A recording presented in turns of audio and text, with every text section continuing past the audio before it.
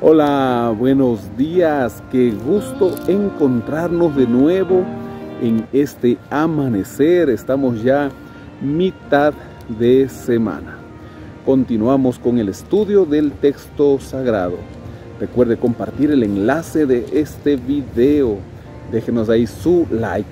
También iniciemos juntos en oración. Mi Dios y Padre, gracias por este nuevo día que nos regalas y porque iniciamos estudiando tu palabra. Rogamos tu dirección, Señor, y queremos entenderla y hacer tu voluntad. En el nombre de Jesús. Amén. Amén. Hoy el Evangelio de Lucas, capítulo número 6. Inicia desde el verso 1. Aconteció que un sábado, pasando Jesús por los sembrados, sus discípulos arrancaban espigas y restregándolas con las manos comían.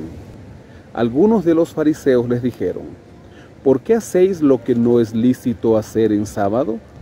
Respondiendo Jesús les dijo: ¿ni aun esto habéis leído lo que hizo David cuando él y los que con él estaban tuvieron hambre?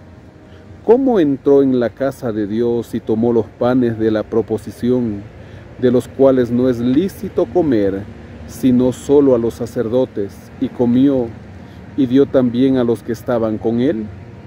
Y les decía: el Hijo del Hombre es Señor aún del sábado. El comentario nos indica: se habían introducido muchas normas y tradiciones restrictivas como interpretación y con el afán de reglamentar el mandamiento del sábado. Jesús, dejando que la Biblia interprete a la Biblia, señala que David, a quien reverenciaban los fariseos, tuvo en consideración las necesidades humanas, pues él comió del pan que ya había sido retirado, pues se lo retiraba de ahí, de la mesa de los panes de la proposición en el lugar santo, cada 7 días. Y de esos panes fue que consumió David y sus hombres. Ahora sus discípulos estaban con hambre, y lo que tenían cerca era espigas de trigo, y de estas comieron. Aconteció también en otro sábado, que él entró en la sinagoga y enseñaba. Y estaba allí un hombre que tenía seca la mano derecha, y lo acechaban los escribas y los fariseos para ver si en sábado lo sanaría, a fin de hallar de qué acusarlo. Pero él, que conocía sus pensamientos, dijo al hombre que tenía la mano seca: levántate y ponte en medio. Él, levantándose, se quedó en pie. Entonces Jesús les dijo: os preguntaré una cosa. En sábado, ¿es lícito hacer bien o hacer mal? ¿Salvar la vida o quitarla? Y mirándolos a todos alrededor, dijo al hombre: extiende tu mano. Él lo hizo y su mano fue restaurada.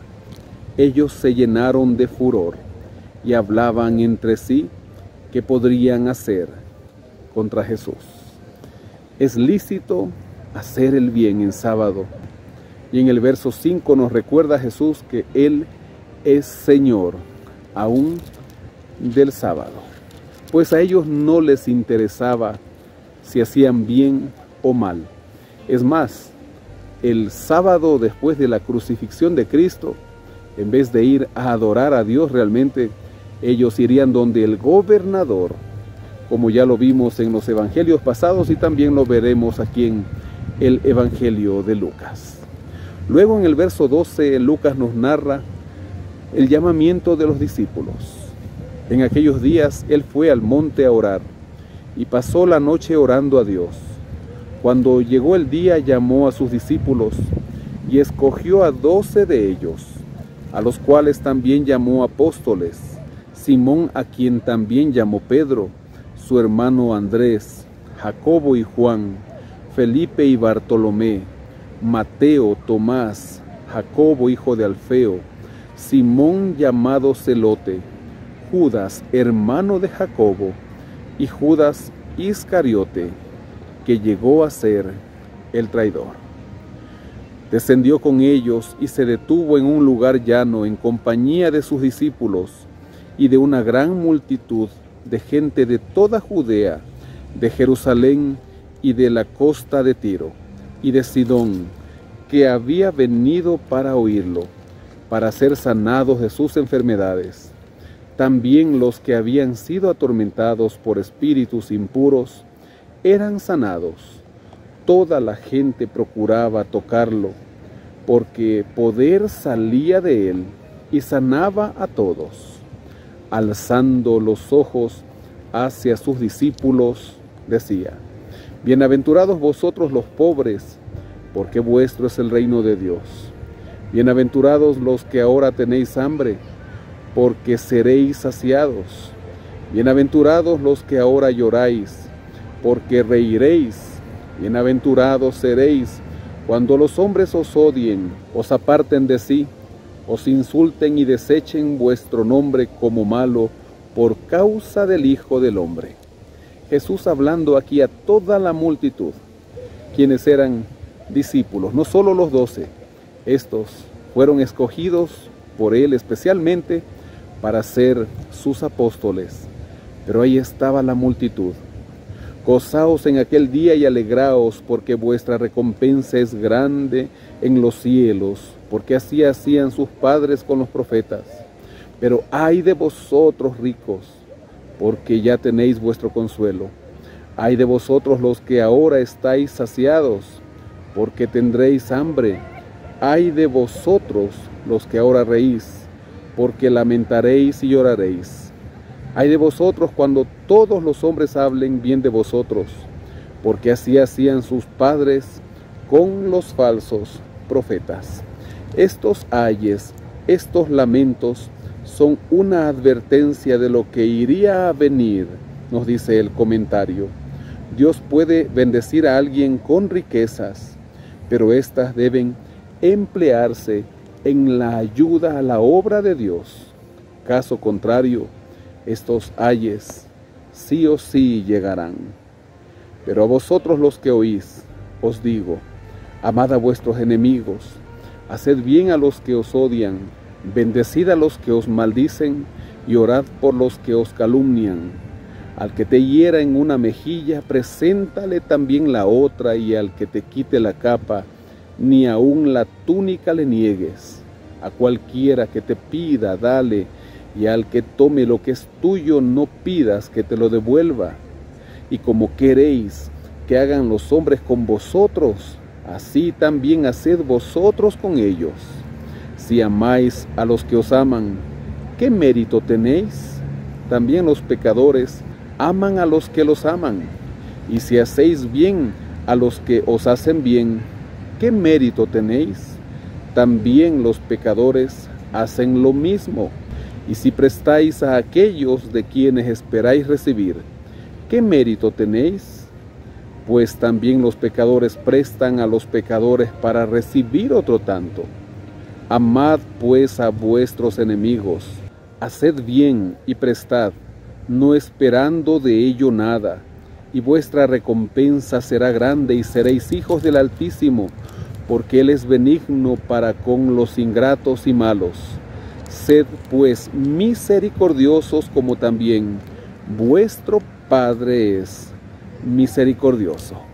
Nos dice el comentario: en vez de buscar riquezas y comodidades, el mandato de Jesús es: amad a vuestros enemigos. Esto revela el principio radical que fundamenta el reinado de Dios: amor abnegado por el prójimo, aun por quienes nos han hecho daño. Verso 37. No juzguéis y no seréis juzgados, no condenéis y no seréis condenados, perdonad y seréis perdonados, dad y se os dará, medida buena, apretada, remecida y rebosando darán en vuestro regazo, porque con la misma medida con que medís, os volverán a medir. Les dijo también una parábola: ¿acaso puede un ciego guiar a otro ciego? ¿No caerán ambos en el hoyo? El discípulo no es superior a su maestro, pero todo el que sea perfeccionado será como su maestro. ¿Por qué miras la paja que está en el ojo de tu hermano y no echas de ver la viga que está en tu propio ojo? ¿O cómo puedes decir a tu hermano, hermano, déjame sacar la paja que está en tu ojo, no mirando tú la viga que está en el tuyo? Hipócrita, saca primero la viga de tu propio ojo, y entonces verás bien para sacar la paja que está en el ojo de tu hermano, sabiendo que nuestras imperfecciones, nuestro pecado, puede ser más grande de aquellos a quienes estamos criticando. No es buen árbol el que da malos frutos, ni árbol malo el que da buen fruto, pues todo árbol se conoce por su fruto, ya que no se cosechan higos de los espinos, ni de las zarzas se vendimian uvas.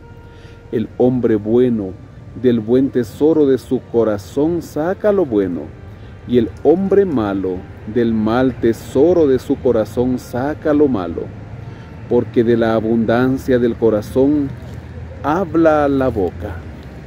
Nuestras palabras van a ser conforme a nuestros pensamientos, y nuestros actos también conforme a nuestra vida con Cristo. Y cerramos desde el verso 46. ¿Por qué me llamáis Señor, Señor, y no hacéis lo que yo digo? Todo aquel que viene a mí y oye mis palabras y las obedece, os indicaré a quién es semejante. Semejante es al hombre que al edificar una casa, cavó y ahondó y puso el fundamento sobre la roca.